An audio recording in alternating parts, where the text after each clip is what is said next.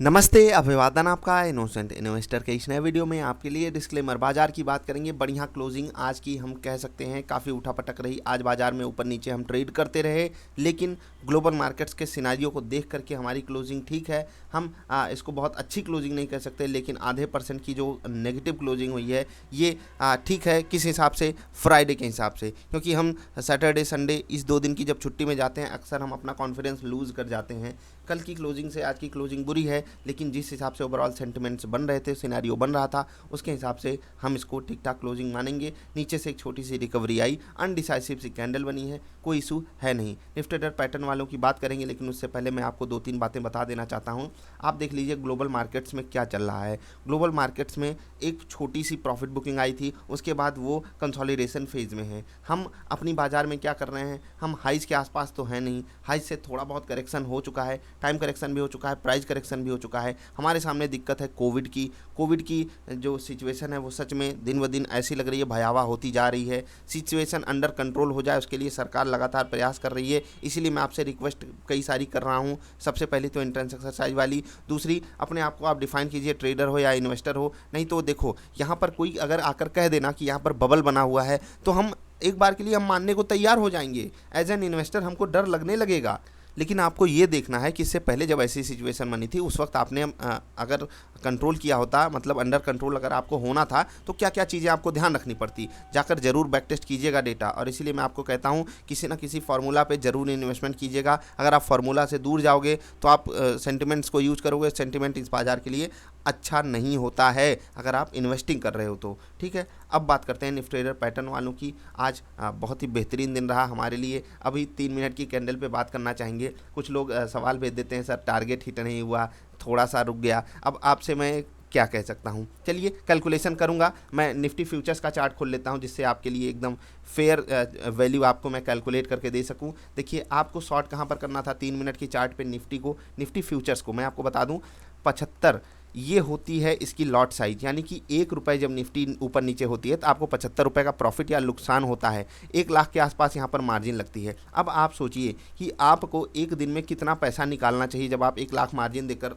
यहाँ पर ट्रेड कर रहे हो। तो मैं आपको चाहे वो निफ्टी हो चाहे बैंक निफ्टी हो, यहाँ पर डेली 2 ट्रेड करने के लिए बात बोलता हूँ। एक 3 मिनट की कैंडल पे, एक 10 मिनट की कैंडल पे, जो आपको सेटअप प्रोवाइड किया गया है। ठीक है, मैंने आपको वहाँ पर क्या बोला है, 30 पॉइंट्स का आपको टारगेट रखना है। अगर वो आता है तो क्या करना है आपको अपना स्टॉप लॉस जो है वो ट्रेल करना है। और यहाँ पर आप एग्जैक्टली कैलकुलेट कर लीजिए। ये चीज़ तो आप मानेंगे, हमने लगभग यहाँ पर शॉर्टिंग की थी। ये रेट आप देख सकते हो 354.55 का था, और यहाँ से प्राइस जो है वो लो, इस कैंडल का आप लो देख सकते हो, ऊपर देख लीजिए 324 रुपये। अब आप खुद सोचिए, 324 और 355, आराम से 30 रुपये का अंतर है या नहीं। 300 इसका, 1 मिनट मैं लो इसको देख लेता हूँ। जी हाँ, इस कैंडल का लो कितना है, 14,321। अब सोच लीजिए 30 पॉइंट से ज़्यादा का मोमेंटम आपको मिला है या नहीं। ये बेईमानी नहीं चलेगी। अगर आपका टारगेट हिट नहीं हुआ, आप ट्रेड लेने में लेट थे, आपको बहुत मौका मिला, आपको ट्रेड एग्जीक्यूट करने में बस एक सेल बटन ही तो दबानी थी। और ऐसा नहीं है कि बहुत ज़्यादा 3-5 वहाँ पर करना है। आप लगातार सीखते हुए चल रहे हो, और ये बहुत लगेगा 1 मिनट, और आपको पूरा मौका मिला था ट्रेड लेने के लिए। अब अगर आपका ये जाकर ट्रेलिंग स्टॉप लॉस हिट किया, बहुत अच्छी बात है। अगर 30 पॉइंट के मोमेंटम के बाद आप अपने स्टॉप लॉस को भी ट्रेल नहीं कर पाए, तो ये आपकी गलती है। ठीक है, एक्सेप्ट कीजिए गलती और आगे बढ़िए। यहाँ पर हमारा टारगेट हिट हुआ है, कैसे हिट हुआ वो आपने देख लिया। बस 3 मिनट की कैंडल पे ही कन्फ्यूजन थी कि यहाँ पर हमारे टारगेट हिट नहीं हुए, और एक नहीं 2-3 लोगों के मैसेजेस आ गए, इसीलिए मैंने आपको ये बात बताई। थोड़ा सा अपने आप को संवारिए, सुधारिए। ठीक है, टारगेट आया था, अगर नहीं आ पाया कोई बात नहीं, स्टॉप लॉस आपने दिया। 10 मिनट की कैंडल पे आपको परफेक्ट टारगेट मिला ना। 10 मिनट की कैंडल वाला यहाँ पर कोई कुछ कह सकता है क्या? यहाँ पर तो आपको कोई दिक्कत नहीं होनी चाहिए थी।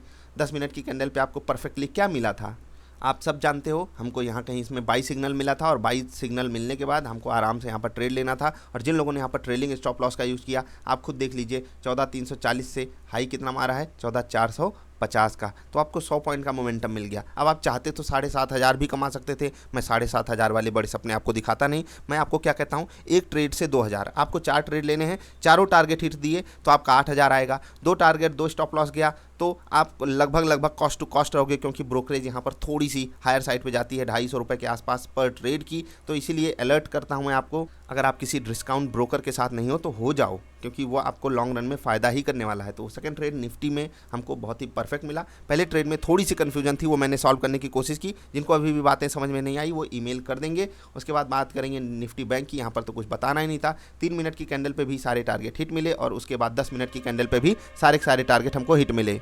तो ये तो बात हो गई निफ्टी ट्रेडर पैटर्न वालों की। आज 2 स्टॉक्स काफ़ी ज़्यादा मेरी नज़र में बने हुए थे, मैं उनकी बात करूंगा, आपको हंसी भी आ सकती है। एक था रुचि सोया, इस पर मैंने जस्ट पहले वीडियो बनाई है। 10% अपर सर्किट मार के ये क्लोजिंग दिया था और यहाँ पर जो मोमेंटम हो रहा है वो मतलब होता है ना ऑपरेटर ड्रिवन टाइप का, मुझे ऐसा दिखाई दे रहा है। वॉल्यूम बढ़ा है, देखते हैं कोई पॉजिटिव न्यूज़ आ भी सकती है। ऑफकोर्स सी बात है, जब प्राइस जितना भयंकर बढ़ेगा तो वॉल्यूम तो बढ़ना ही तय है, ठीक है। उसके बाद आलोक इंडस्ट्रीज़, काफ़ी दिन बाद यहाँ पर पॉजिटिव मोमेंटम आया है, लेकिन ये स्टॉक आपकी रडार पे होना चाहिए। रिजल्ट इनका बढ़िया आ सकता है। तो रिलायंस ग्रुप का स्टॉक है, आपको पता है क्या यहाँ पर कुछ कमाल हो सकता है। Let's hope for the best की पॉजिटिव साइड का ही मोमेंटम आता रहे। इसमें काफ़ी लोगों की यहाँ पर उम्मीदें जुड़ी हुई हैं, अलग से उस पर वीडियो आएगी। आज के टॉप मूवर्स की बात करें उससे पहले इंडेक्सेस की बात कर लेते हैं। आज निफ्टी ने अंडर परफॉर्म किया है निफ्टी नेक्स्ट 50 से, क्योंकि ये तो आज ग्रीन टेरिटरी में बंद हुआ, जो कि हमारे लिए बहुत अच्छी बात है।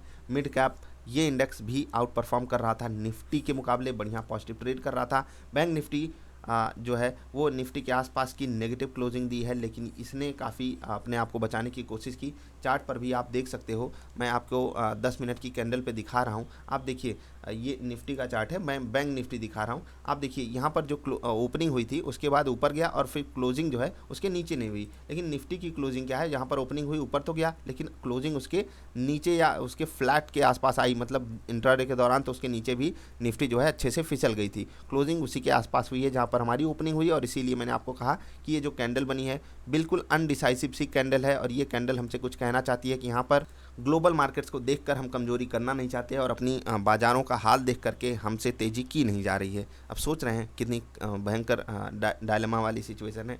होने दीजिए, अभी इंडेक्सेस की बात हो गई। टॉप मूवर्स की बात करें तो आज एफएमसीजी स्टॉक्स फिर से नहीं परफॉर्म कर रहे थे। उनकी तरफ से आप ब्रिटानिया देख लीजिए, ठीक है, ये टॉप लूज़र स्टॉक था आज का। उसके बाद आज आईटीसी भी नहीं परफॉर्म किया। उसके बाद हिंदुस्तान यूनिलीवर, ये सब स्टॉक्स जो है बिल्कुल परफॉर्म नहीं कर रहे थे। उसके बाद महिंद्रा एंड महिंद्रा, ये भी टॉप लूज़र में था। डॉक्टर रेड्डी काफ़ी दिनों बाद हमको टॉप लूज़र में पकड़ने को मिला है।